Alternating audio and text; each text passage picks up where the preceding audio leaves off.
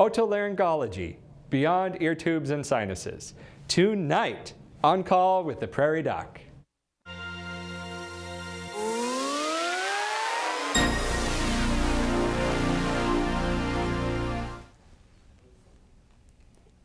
Welcome to On Call with the Prairie Doc. I'm Dr. Andrew Ellsworth, your Prairie Doc this evening.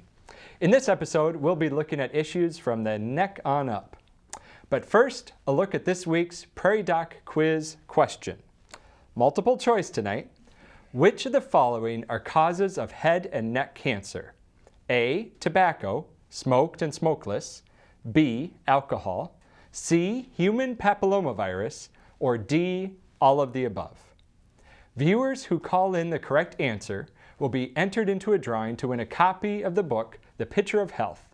Each of Dr. Holmes' essays, originally written for On Call with Prairie Doc, comes with a wonderful accompanying photograph by Dr. Judith Peterson. We will announce the answer and the winner at the end of the show. Remember, you only have 10 minutes to get your answer in. We answer your questions as they are called in or sent to us via Facebook or email. Call in questions to 1-888-376-6225 or send us an email to the address on the screen. Joining us tonight in the studio is Dr. Jonathan Mellema, an ear, nose, and throat doctor with Avera Medical Group Specialty Care in Brookings, South Dakota. Welcome, John. Thanks for coming in tonight. Thanks for having me. So, you are an ear, nose, and throat doc, otherwise known as an otolaryngologist. Did I say that right? Very good. I'm very impressed. What is an otolaryngologist? So, otolaryngologist is what's usually known as an ear, nose, and throat doctor or an ENT, but there's a lot of different parts of the anatomy that go into it. So, the name at one point was actually otorhinolaryngologist, and before in the 1970s, ophthalmology was combined with it, so it was one big specialty there. But in the 70s that they split, and then it's gone through some evolutions, and now their favorite term is otolaryngologist head and neck surgeon, just to make it more of a mouthful. But you can see why it's usually said ENT instead. Tell us a little bit about your background. So I grew up in Minnesota and went to college at Bethel University in the Twin Cities, and then after that went to the University of Minnesota for medical school, and then matched from residency out in Cincinnati, Ohio, and went to the University of Cincinnati for 5 years for my residency before coming back for practice. And so I've been back, let me think, I'm in 16 years of practice now, so it goes by. Time flies when you're having fun, right? Yes. What made you choose ENT? Well, I actually enjoyed, at the time I thought I wanted to be a family practitioner. I liked the idea of having kind of longer relationships and dealing with people from birth on up. But then I found out in medical school and residency, or medical school I guess I would kind of discovered that I enjoyed the operating room and liked doing procedures, and then gravitated more towards ENT after doing some rotations in a rural facility, and then did some rotations at the university, and eventually was able to make that happen. Great. We've already got a number of questions, so I might just dive right in here. That's fast. That was fast. A viewer from Wagner says, "Help, I can't convince my husband to get his hearing checked. I'm tired of repeating everything to him." He's probably telling you just mumble. That's usually what I hear, is they're like, I can hear just fine if my family would just speak up, it's okay. It's interesting because they've done studies that looked at how well we self-assess our own hearing, and we're terrible at it. They've done this with parents assessing their own children's hearing, and they've done it with adults self-reporting their own hearing. And with hearing loss, most of the time it's very gradual, so most people are truly not aware of the severity of their hearing loss. So your husband may actually understand that he has a hearing loss, but he may think it's much milder than it really may be. But the only real way to know is a full hearing test, and usually with an audiologist you can oftentimes have those free of charge, because they're trying to help you ascertain whether or not you might need their services. So the hearing test would be the first step, and that's a very painless procedure. It's very easy to do, and then you know exactly where you stand, and if you need to, you can tell them I told you so. What are the benefits of getting hearing aids or getting your hearing tested? besides hearing better? Sure. That used to be kind of the only real push that people had, just they wanted to hear so they could participate socially. And that is very important. Now they're starting to look at studies of how much that affects us in real life. What does that really do for us? And it's just a matter of, I just don't, I don't need to participate, so I'm fine, I'll just sit in the corner. But that leads to social isolation, which has been proven to show increased rates of depression. And now more recent studies have actually shown that it increases the rates of dementia. And part of the issue there is if you're not stimulating those pathways in your brain is not kind of exercising, so to speak. And if you wait long enough and haven't been hearing things for years, and then you try to use hearing aids, they're not going to be as easy to use as someone who has started to use hearing aids initially when they had problems, because your brain will lose the ability to decipher sound. So you may be able to make things louder, but you may not be able to decipher them. So if you have a hearing loss, it's better to be on top of it early and treat it. And it might help get rid of ringing in the ears too. Yeah, ringing is a big problem for a large number of Americans. And if you look at population studies, anywhere up to 40% of people at some time in their life will have tinnitus or ringing. And about a third will get better, about a third will get worse, and about a third will stay the same regardless of what you do. And there's a lot of supplements out there that claim they can make tinnitus better, but none of them have any evidence that they work. And they don't want to study it either, because if they prove they don't work, they can't sell it. So they just they'd rather have 1/3 people get better and think it came from their supplement. But there's been a lot of research into it. They've looked at transcranial magnetic stimulation. They've looked at a bunch of different medications. They've looked at ginkgo biloba, zinc, things like that. But nothing's really been well proven to deal with it. Now, if you have masking, some sort of competing sound to help your brain be distracted from it, it usually makes it much more manageable. About 75% of people who have tinnitus can effectively manage it that way. And hearing aids actually are one of the more effective masking devices, because some of them will have a function where they kind of match the tinnitus and try to cancel it out. But others, just by amplifying the surrounding ambient noise, helps you ignore the tinnitus. Well, hopefully her husband heard all that. A viewer from Brookings says she lost her sense of smell about 2 years ago, so not related to COVID, pre-COVID. Mm-hmm. No one can tell her why. Any ideas? Well, even prior to COVID, probably the most common reason was what we call idiopathic, which means we don't know exactly why you lost it. A large number of those seem to be coincidental with somebody having a viral upper respiratory infection or a sinus infection, and losing it and then never having to come back after the infection resolved. It's an interesting problem to have. The nerve for your sense of smell is up at the roof of your sinuses, and part of it goes onto the septum, part of it goes into the back of the nose.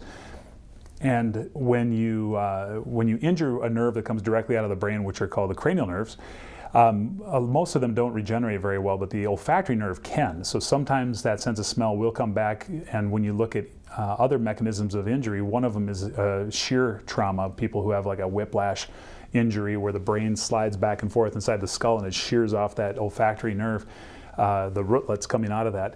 But those people sometimes will spontaneously, months later, have it return. Typically, if it's going to come back, it's probably going to have some benefit, or you'll see some improvement in the first 6 months, but it can be painfully slow for some people.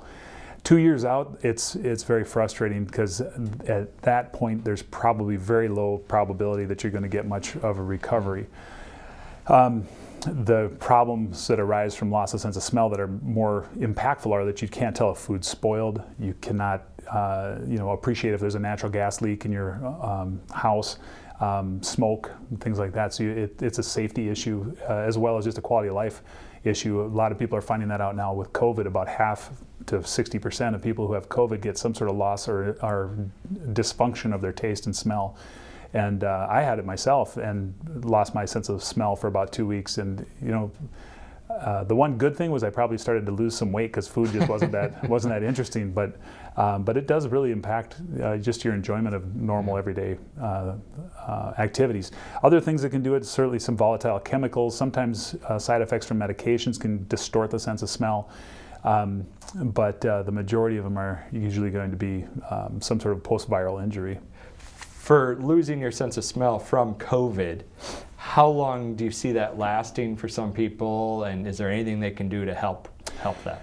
If you look at everybody, the studies that are coming out kind of daily about that, but people who lose their sense of smell in COVID, about 90% or so, it depends on the study, about 70 to 90%, I would say, in the first 4 weeks will have significant improvement to total recovery, but somewhere between 10 and 30% has a more prolonged issue. And we don't know yet what that permanent rate seems to be. But when you look at the research that's been done on recovering your sense of smell, there's a few things that have shown some benefit. And that when you look at nasal steroid rinses, not just the sprays like Flonase or nasal steroids like Nasacort, this would be actually putting steroid actually into a rinse bottle and then flushing it through your nose, because that gets higher up in the nose and farther back. If you get on that for more of a long-term daily use, omega-3 fatty acids, about 2,000 milligrams a day, and then something called olfactory or smell retraining, where what the study looked at was 4 different smells. It was rose, lemon, eucalyptus, and clove, and they just used the essential oils. And what they had people do is look at and try to smell it for 15 seconds at a time while kind of visualizing what rose is supposed to smell like, what eucalyptus is supposed to smell like. For me, I wouldn't know what clove is supposed to smell like, so I would have to pick a different one. But the idea is to stimulate the memory center of the brain with the olfactory center of the brain. So if you're getting some sort of signal coming in that your brain is not perceiving as smell, that it starts to kind of connect those memories. And if you're looking at 4 months of doing this, 47% of people improve significantly with that regimen, whereas 25% that improve with placebo. So it does double your rate, but it doesn't necessarily bring you back to 100%, and Sure. It's still only half of the people, but half is a lot better than 1/4. Yeah, interesting. A caller from Washington Springs asks about a friend who constantly clears his throat. He says it is related to allergies, but is a year-round problem. What else could cause this? Or could it just be a habit? Well, habitual clearing can be a problem for sure.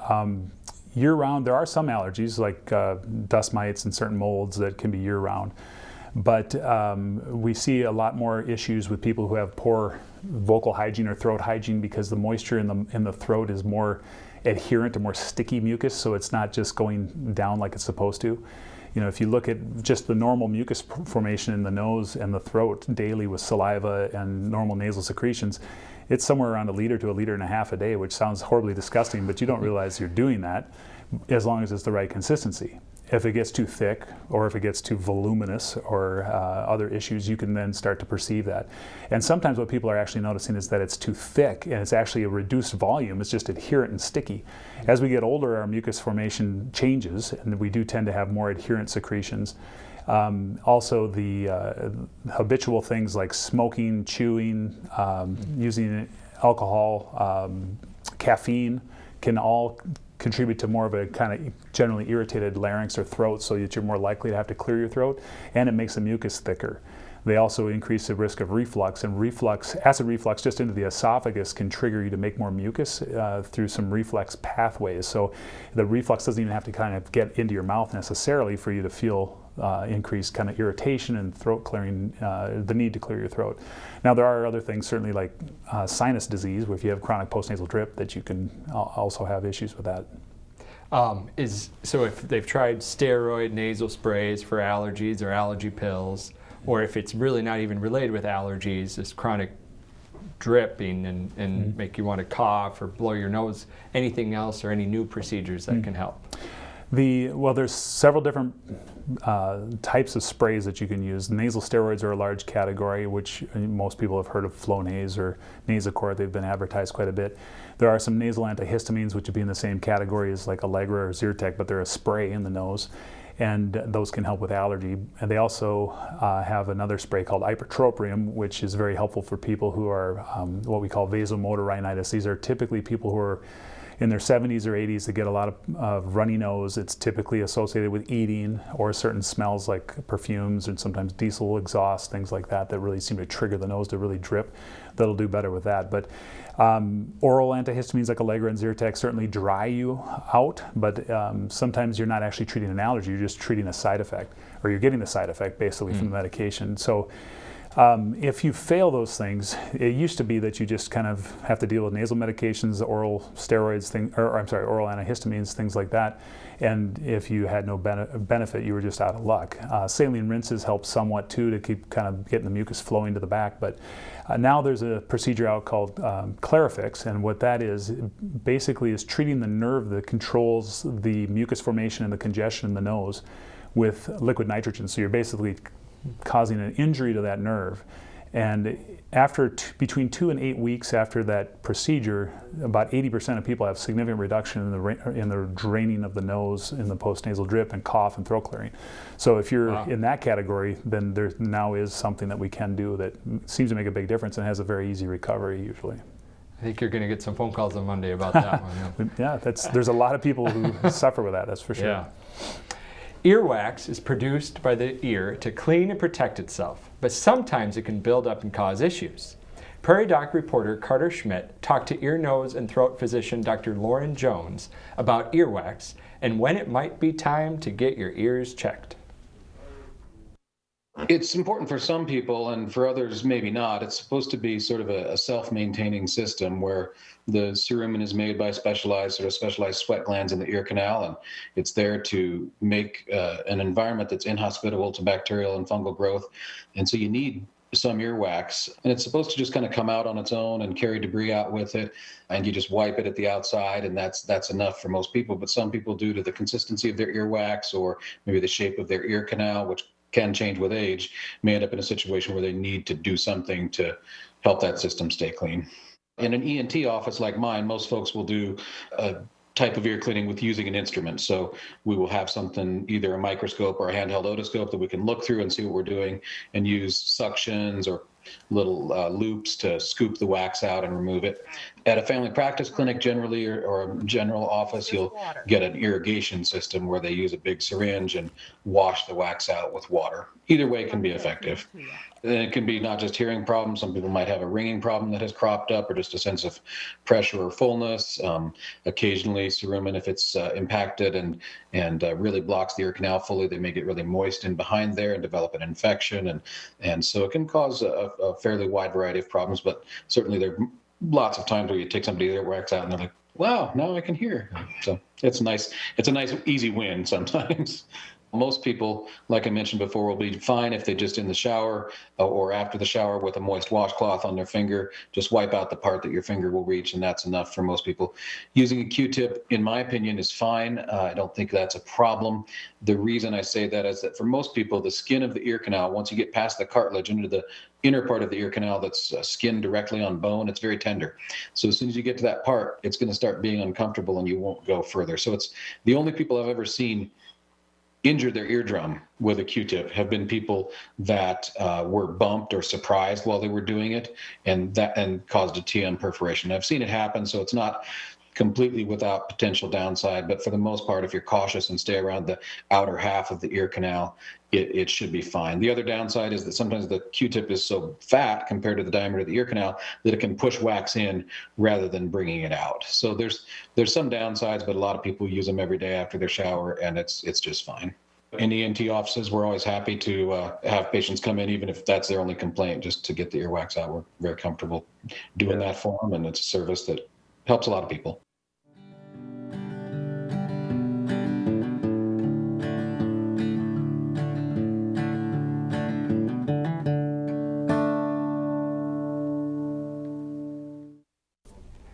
Yes, the great Q-tip debate. I've certainly seen where, people get some out, but then they're pushing it back in and making it worse. I don't know. How do you feel about Q-tips? It's kind of a double-edged sword, because it does, there are a lot of people that use them and get away with it and don't ever have a trouble or an issue where they have to come in. But I get to see the people who come in who have packed the wax in so tight against their drum that they've got this rock-hard ball in there. And that's not it doesn't feel very good to get out, like he was explaining, with the skin being adherent to the bone closer to the drum. That's very tender, and so is the drum. And I have had people rupture their ear with Q-tips that were not bumped, and I've also had, just yesterday, and I've had this multiple times, where they come in because the tip of the Q-tip came off and it's wedged in there against the eardrum. almost everybody who comes in, even the ones with perforations, tell me that they barely go in with the Q-tip. They stay right on the edge, and somehow stuff's getting all the way down there. But again, I bet I see 1 out of every 1,000 persons who are using Q-tips. So sure.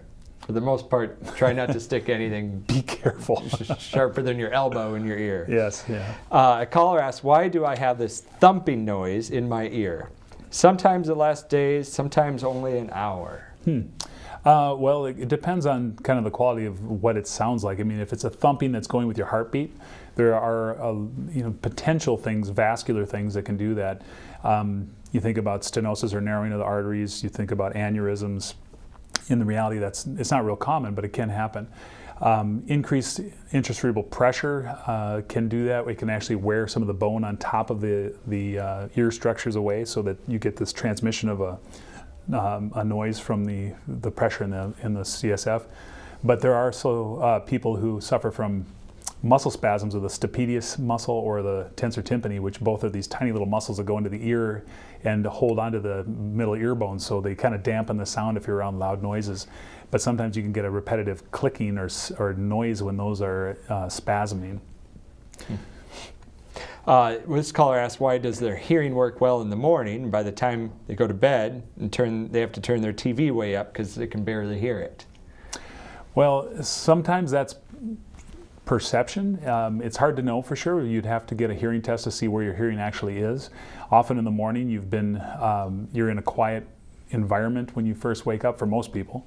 And so you may feel like you're much better at hearing things because there's nothing competing sound-wise, and as the day goes on, you've been exposed to a lot more noise, and you may be kind of dampening that sound, or just have learned to tune out some of those things, and so it feels perceptually harder to hear. But from a nerve standpoint, there's not really a neurologic explanation for that.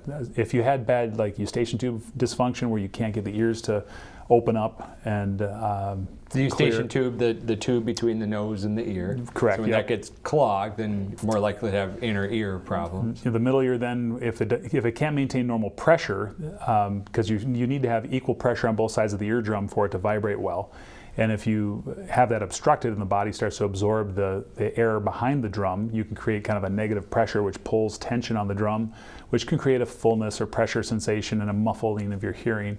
And if you can pop the ears, usually that significantly improves. But there are some people who just can't do that. But you see that phenomenon in little kids where it leads to middle ear infections frequently, and they usually have smaller, more narrow, more horizontal eustachian tubes, and as they grow, they get larger diameter, more vertical, and they tend to grow out of it. When they're really small, usually they're getting a lot of colds, and whenever your nose is inflamed, you can have inflammation of the eustachian tube as well, and then if you can't get that ear to pop, you may fill up with fluid. I think this is a good time to show our cartoon video of the ear, and to show the anatomy, and we can kind of see that eustachian tube and how sometimes there's a procedure you can do to help open that up. So there, that's showing on there. If you want to talk us through that a little bit. They're showing in this cartoon, there's actually a balloon going into the eustachian tube, and they're showing the fluid, that green, leak back out of there. But the area where they are marking fluid buildup, that's where you can actually, initially before you get fluid, often you have a negative pressure or that vacuum or pulling sensation in there, which can muffle the hearing. And that procedure they're showing there is relatively new. It's called balloon eustachian tuboplasty, and in the past we'd use nasal steroids, we'd use oral steroids, autoinsufflation, or trying to pop your ears to try and clear that. But if you were unsuccessful, the only other option was an ear tube. Now this is actually video. This is the device going in through the nose here. Looks a little blurry. So this is up in someone's nose. The back of their nose, yep, and they're coming up on a horseshoe-shaped soft tissue lump there, and that's the opening to the eustachian tube. So that's the connection to the nose from the ear, and so you can see some swelling in there, and it's kind of tight. And so they're going to feed a balloon right up that eustachian tube. And the procedure, usually we leave that in dilated for about 2 minutes, and then we deflate it and pull it out. And about 75% of people who have significant trouble with their eustachian tube will have improvement in their middle ear function, where they may go from not being able to pop their ears to being able to pop it, which hopefully allows them to clear fluid and not have that chronic pressure issue. prior to this, the only real option you had was to put a tube in the eardrum, which, that's a hole in your eardrum. There are some risks with that. Overall, it's pretty safe, but in adults, often the tubes don't last quite as long. And if an adult's having trouble with this, it's often more of a lifelong thing, whereas for children, often you're just trying to get them through till like age 2 or 3. And it's not like you're leaving this balloon in or a stent or anything else like that. Yeah, and you can see, and they're pulling it out there, and you can see the difference already just in what they've compressed. It's not quite as tight, but the tissues do swell after this, and so the benefit takes a little while because the lining, what the studies have shown is it gets relined with more healthy lining material. So it's plus it can actually cause some of the cartilage that helps shape part of that tube to be more expanded. Wow. This person says, I'm 84 and my voice has changed. What could that be due to a lack of talking from being isolated from COVID or just from age? Well, they both are probably part of the equation there. As we get older, the vocal folds tend to atrophy somewhat. We lose some of the muscle tone. We don't, so the bulk of the vocal cords decreases, and in your 80s, oftentimes the lining's a little different as well. So often you'll see the pitch is lower in the elderly population, and often your voice, if the vocal folds are becoming more bowed because they're not as strong as they used to be, you can start getting more of a breathiness or not getting as many words out before you have to take a breath. There is very good evidence that speech therapy can help improve the bulk of the vocal cords, and it's kind of like lifting weights with your voice box, and it can help improve that. If speech therapy is not effective enough, there are some procedures you can do to bulk up the vocal cords. You can inject them with usually an absorbable type of material that lasts somewhere around a year to bulk them up. There's a procedure called a thyroplasty where you actually go and make an incision in the neck down near the Adam's apple, and you make a window in the cartilage and put in a little implant to push the vocal fold over. And they can be very effective at improving the strength of your voice. Oftentimes the pitch isn't as well, it doesn't improve as well because there's other things that go with that, the mucosal hydration and the quality of the lining. So. We're going to do a few rapid ones here. This one says, could you elaborate on what to do about symptoms from idiopathic postnasal drip, even though I am taking the prescribed medication? I guess we kind of touched on this, but you mentioned that procedure, or if there's anything else you'd recommend, I guess, about if there's idiopathic postnasal drip. And a lot of it will come down to the history. Are there any other contributing factors that you're seeing? Is it certain times of the year? Is it certain times of the day? Are there certain places that bother you more? Foods bother you more?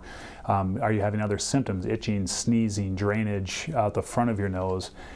So, kind of narrowing it down to try and see, is there anything else that's contributing to that? And if it turns out to be just vasomotor rhinitis or chronic postnasal drip, and those dietary and lifestyle modifications haven't made enough benefit there, then sometimes we may do a CAT scan to make sure the sinuses aren't involved. Sometimes you can be fooled by the sinuses and think it's just postnasal drip. But then you start thinking about that Clarifix procedure, and how much is this bothering you? Is it affecting you enough that you want to do something? This person says, what are the 2 bumps on the back side of the ear, and why would they get noticeably larger over the course of the year? They said. I'm assuming they're meaning a bump on both sides. They said both sides. Yeah, so or are they talking about if they're talking about 2? I would imagine, but if they're talking about 2 separate bumps, that may be something different. But if they're talking about the bump that's behind both sides, that is the mastoid bone. And typically, as you grow, often the mastoid will get somewhat larger with age and the skull size. But the mastoid bone is just a pneumatized area, kind of like a sinus, that is usually full of air in healthy people and just a normal lining material that is connected to the middle ear. And if you get a middle ear infection, that also can fill up with fluid and get inflamed as well. Back before antibiotics, oftentimes the mastoid would get infected bad enough that it would cause the ear to push forward, and you get an abscess behind the ear. And ear surgery could be was life-saving in those situations to actually drill that out. Or back then it was actually using chisels to take a lot of that out. So. Nosebleeds can sometimes be scary when they don't stop. Prairie Doc reporter Tori Burnt spoke with Dr. Adrian Dreesen about what you should do if you find yourself in that situation. What I tell patients at home are to grab, several Kleenex or a couple paper towels and then try to blow out their nostrils, kind of blow out all the clot that sometimes collects in the nose cavity. There's actually a lot of room in there. And so try to blow it out, because sometimes what happens is wherever it's bleeding from, the clot can form over the area that's bleeding, but not adhere to the surface. And therefore, it kind of oozes underneath a clot and you can't get pressure on it. And so, in my opinion, the first thing to do is blow it out, which of course freaks people out, because if they have this big blood clot come out, they're like, I'm bleeding to death. But the good news, they're not. And then, so blow out the nostrils, and then hold pressure just below the nasal bone, so the hard part of the nose, and clip both sides with your, like a thumb on one side and a finger on the other side, and hold that for 10 minutes. Obviously, that's kind of a lot of potential pressure, so sometimes you have to switch hands or do whatever. But try to then, I ask also people to watch a clock, because unfortunately, 10 minutes is a really long time if you're waiting for it. And so unless you time that out, there's no way to like count 10 minutes, because I think you'll sort of lose time. What I recommend too is to repeat the process. So if after that 10 minutes it's still bleeding, repeat everything all over again. So paper towels or several Kleenex, blow out the nostril, and then put pressure, and then hopefully that'll be enough to make that so it'll stop bleeding. And I asked them to do it 3 times, because I think sometimes it takes that amount. And I think if we get past that point, then it may be time to come see us in the emergency to let us help look at it and decide what to do. There are also the kind of common beliefs about like ice on the bridge of the nose. I don't think that unfortunately does anything. I don't think you should stick anything in there. I've had patients before show up with like unfortunately a tampon in their nostril. And the unfortunate part about that is they expand. And so it's really hard to manage to pull that out. So unfortunately, you don't realize how much they could expand. And so I wouldn't recommend that. So I wouldn't stuff it in the nose. I wouldn't do that.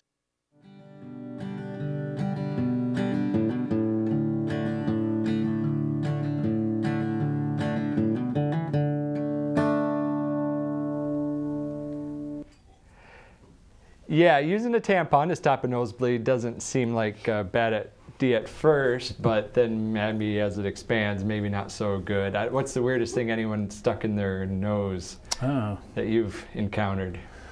Well, there's a lot of different things. I mean, certainly I've found coins. I had a little 2-year-old come in with, or 3-year-old. It was about 1 in the morning.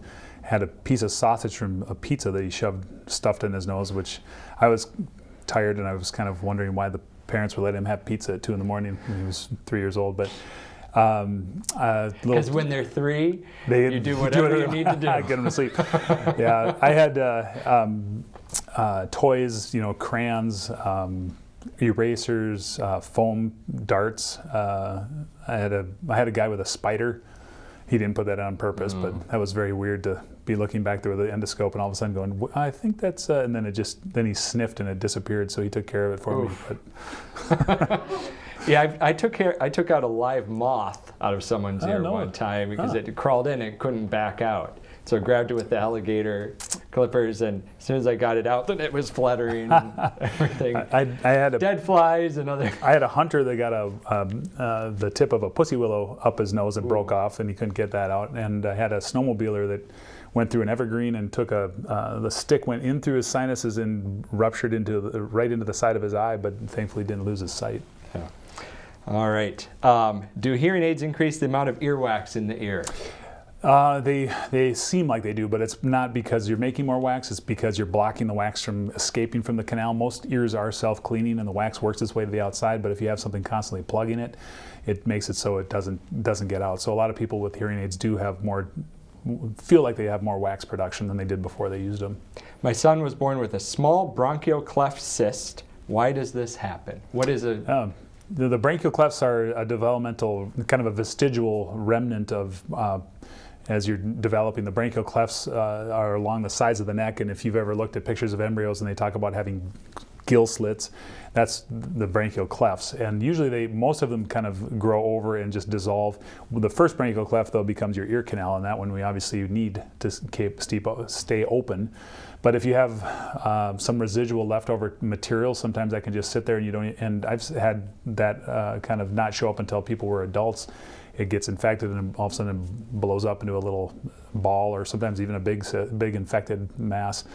But the vast majority of them are benign. Surgery usually takes care of it. They can be a fistula from the throat all the way to the skin. It can be a cyst all by itself, or it can be a sinus where it connects to the skin through a little pore. They will sometimes leak off and on. So then you might take that out, or usually you have to take out. You want to take out the whole tract, or in the situation of a cyst, you just make an incision over the top of it, get around the cyst, and get it out, and you should be fine.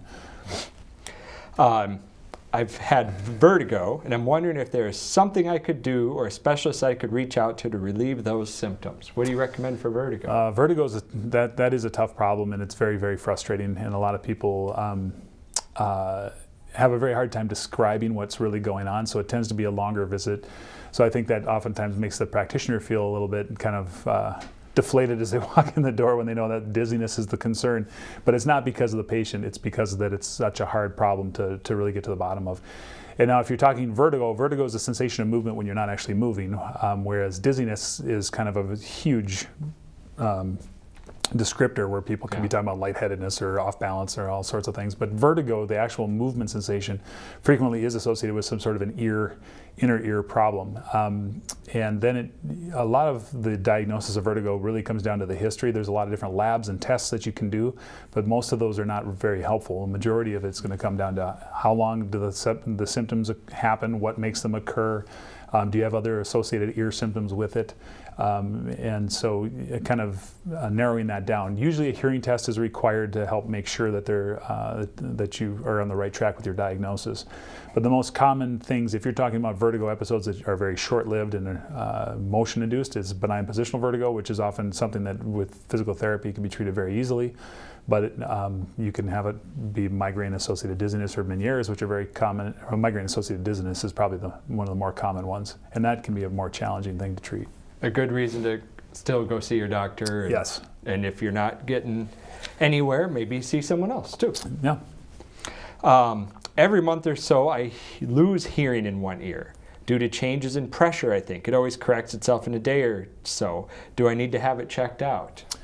If it always returns back to the baseline and you feel like it's more of a pressure-related thing, popping the ear, then you probably don't have to. It depends on how much it bothers you.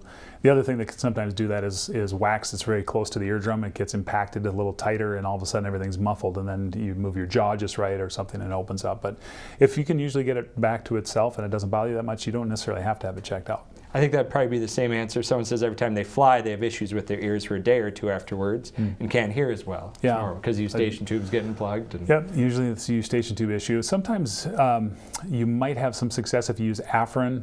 It's a nasal decongestant spray before you fly. It might help keep it from getting so obstructed. Sudafed may help a little bit as well. We touched on tinnitus there. What recommendations do you have for treating tinnitus? A few different people asked about tinnitus or tinnitus. Yeah. Which is it? Well, we say tinnitus. If tinnitus would be IS at the end, and usually that means inflammation, but tinnitus is what most ENTs would say and most physicians would say, but we understand what you mean. Yeah.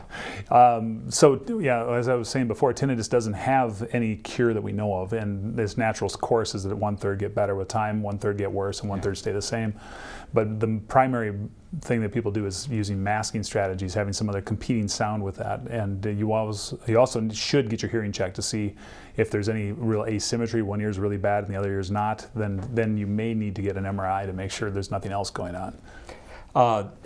This person says, I'm age 73 and I have ear ringing, which we touched on. Can a procedure called candling relieve earwax? Is it safe? What do you say about candling? A lot of people love it. They actually finally did some studies to look at it because there are very strong believers in candling, but they tested to see does it generate any negative pressure, meaning does it create suction to pull stuff out of your ear?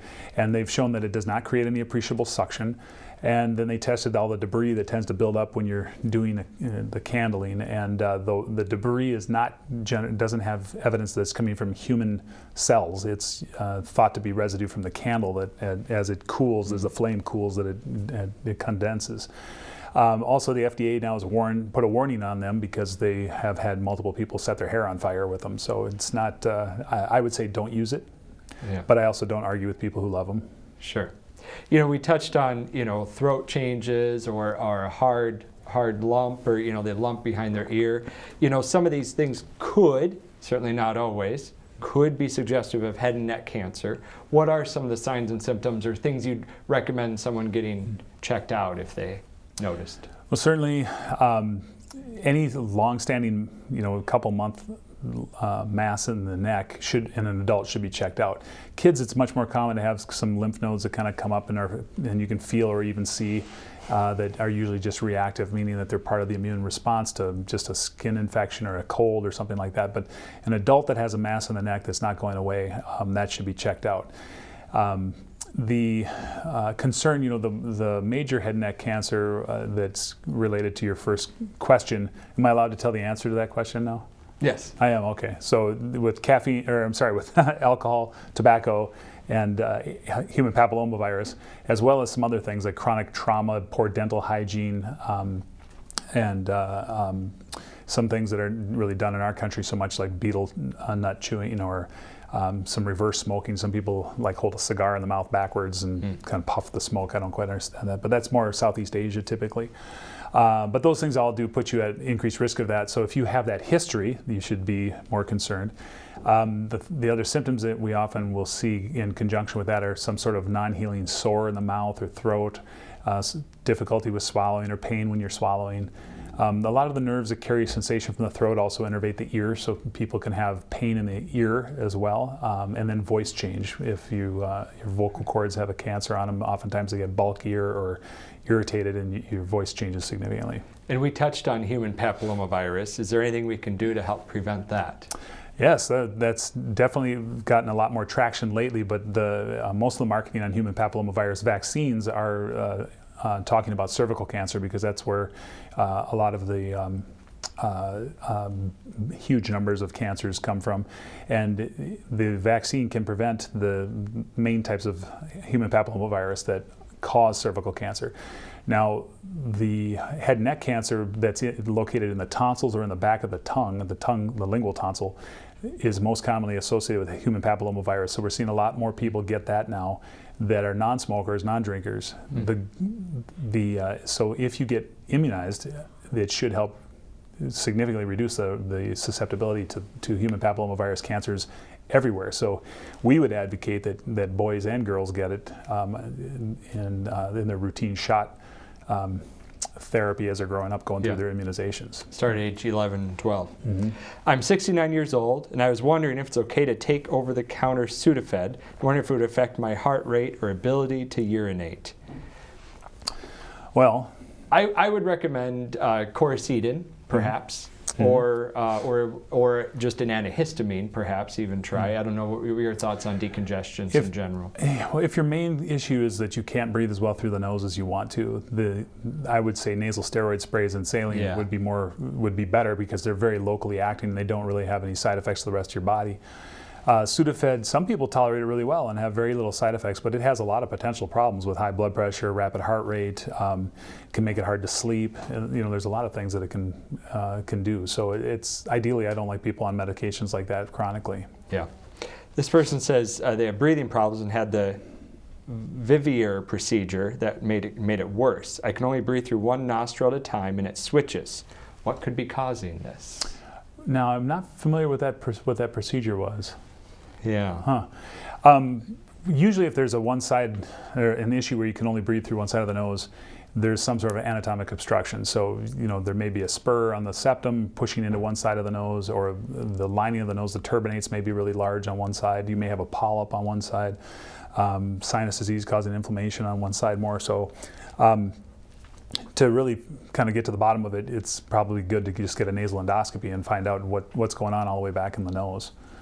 Yeah. This person has a friend who lost his hearing after having COVID and wondering if that would come back. Have you heard about losing hearing with COVID? They have talked about other cranial nerves being affected, and hearing would be one of them. I haven't heard anything different about sudden hearing loss from COVID compared to other things. Usually there's a high rate of spontaneous recovery when you have a sudden hearing loss, but there's a lot of things people have looked at, including hyperbaric oxygen, nitro, different vasodilator medications, things like that. The only thing that's had some benefit, and we're really not sure how much it is, but is oral steroids like prednisone or transtympanic steroid injections, where you actually make a little hole in the eardrum and inject steroids directly into the middle ear and let it sit there. The numbers are kind of all over the board about what the real benefit is with that, but it does seem to be something that's very time sensitive, and if you want to have any success with that treatment, you probably need to have it done within about 3 to 4 weeks of losing your hearing. After that, the response rate drops dramatically. What causes tonsillar crypts, and how can I prevent them? Well, that's just kind of the anatomy, the way God made your tonsils. Some people have very smooth tonsils. Some people have really, deep irregular tonsils, which are what crypts are, the kind of pockets where stuff can get stuck. And tonsil stones are usually kind of a combination of food residue, bacteria, things of that nature that get kind of packed into those little crypts, and they can cause bad breath. They can cause infections or pain and abscess, and occasionally people will have enough trouble with them that they end up having their tonsils out. But most people, they're not real bothersome, and they're more occasional, and they can often get them out on their own with just using like a toothbrush or something to give a little pressure around the crypt to expel the stone. Yeah. In the final minute of talking here, if you could say anything to the world right now about your nose and throat, last words of wisdom, what would you like to share? Well, just like a lot of medicine, that there's so much of this kind of generalized problem or dysfunction that comes from our lifestyle habits. And really, the throat likes water, and it hates everything else that causes it to be dry and irritated. The things that a lot of people love, like tobacco and alcohol, of course, but the diet and exercise and preventative stuff is important for head and neck just as much as it is for the rest of the body. So taking care of yourself, good sleep patterns, trying to stay away from those kind of poor lifestyle choices, and trying to stay in shape as much as you can gives you a better chance to have less problems in the long run. Good idea. They make Dr. Holm proud. Yeah. Well, I got to tie it back into primary care, right? Yes. And what's your pick for the Super Bowl here? I used to really not like Tom Brady because he had too much success, but then the last Super Bowl, when they did all these interviews about his about his grandparents in Minnesota and how he liked to go back to Minnesota, then I started feeling a little more like he's one of us, which I know he is not. But so I'm leaning a little bit more towards him just to see an old guy do it. But sure. But it's fun to see Kansas City again too. So. Sounds good. Thank you. And now for the answer to tonight's Prairie Doc quiz question: which of the following are causes of head and neck cancer? A, tobacco, smoked and smokeless. B, alcohol. C, human papillomavirus. Or D, all the above. The answer is D. They are all guilty of being a cause of head and neck cancer. The winner of tonight's quiz is Pat Loge from Twin Brooks. Thank you, Pat, for participating. A book will be in the mail soon. We'll be right back after this. For nearly 2 decades, the Prairie Doc organization has endeavored to enhance health and diminish suffering by providing useful information based on honest science in a respectful and compassionate manner. Health professionals volunteer to answer your questions each week, creating a vast Prairie Doc library of medical information available to you and your family 24 hours a day. Make sure you don't miss a thing. Follow the Prairie Doc on Facebook and YouTube for free and easy access to the entire Prairie Doc library. The feeling of pressure and pain in the front of the face and around the eyes is all too familiar for millions of Americans. Our sinuses include 4 pairs of air-filled cavities above and below the eyes and behind the nose. They are helpful for humidifying the air we breathe, resonating our voices, and lightening the weight of our heads. However, the sinuses can be prone to inflammation and infection. The mucus lining of the sinuses serve as an antimicrobial barrier to infection, and little hairs called cilia help to sweep out the unwanted bacteria and viruses. Disruptions to this system commonly come from allergies and viruses. If the passageways get blocked, then bacteria can grow and flourish in the moist, warm, mucousy environment. Sinusitis is inflammation of the sinuses, which can cause the full feeling behind the eyes, pressure, and pain. If left untreated, it can cause fevers and a systemic response from the body. Chronic sinusitis, lasting more than 3 months, can be caused by allergies, nasal polyps, ongoing infection, a deviated nasal septum, pollutants, or other conditions.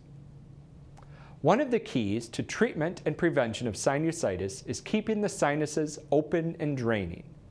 Nasal saline, a saltwater mixture, can be used to help rinse out and open the sinuses and can be just as effective as antibiotics.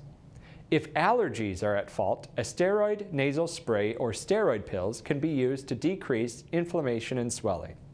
A nasal steroid spray can also be used to help treat a nasal polyp, helping to shrink the polyp to aid in the circulation of air and mucus. For some people with chronic and recurring sinusitis, surgery is their best option and can provide welcome relief. Try this. Hold one nostril shut as you breathe in and out the other. Now switch to the other nostril and breathe in and out. Chances are you can breathe more freely on one side compared to the other. Wait a few hours, try it again, and chances are the opposite side is more open. Congestion in our nose naturally changes sides every 4 to 6 hours. If you find that one side is always blocked, then you may want to see your primary doctor or an ear, nose, and throat specialist. Our bodies are designed for flow. The flow of air, food, blood, waste, and even mucus keeps us healthy. Next time you blow your nose, remember you are helping the natural movement of mucus. So just blow with the flow.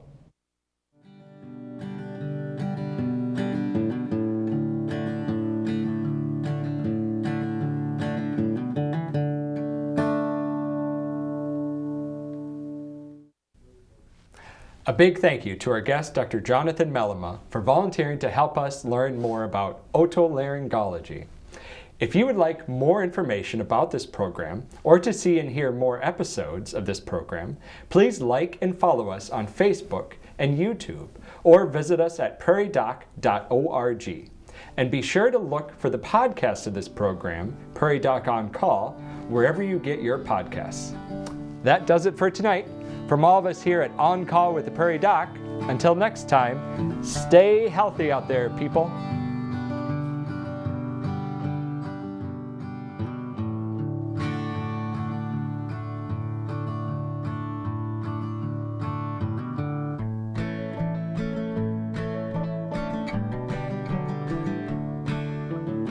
Two people may be talking, but neither can understand the other. Health literacy. How to avoid who's on first when talking with your doctor. Next time, On Call with the Prairie Doc. Useful, science-based health information delivered in a respectful and compassionate manner.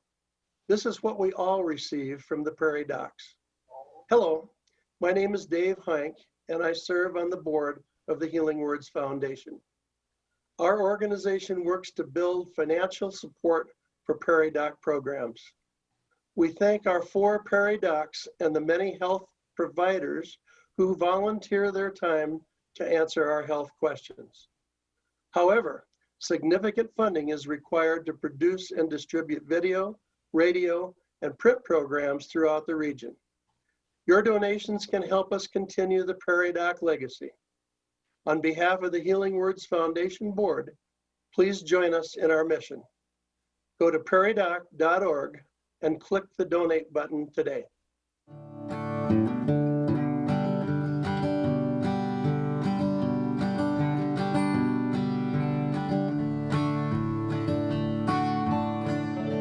Major funding for On Call with Prairie Doc has been provided by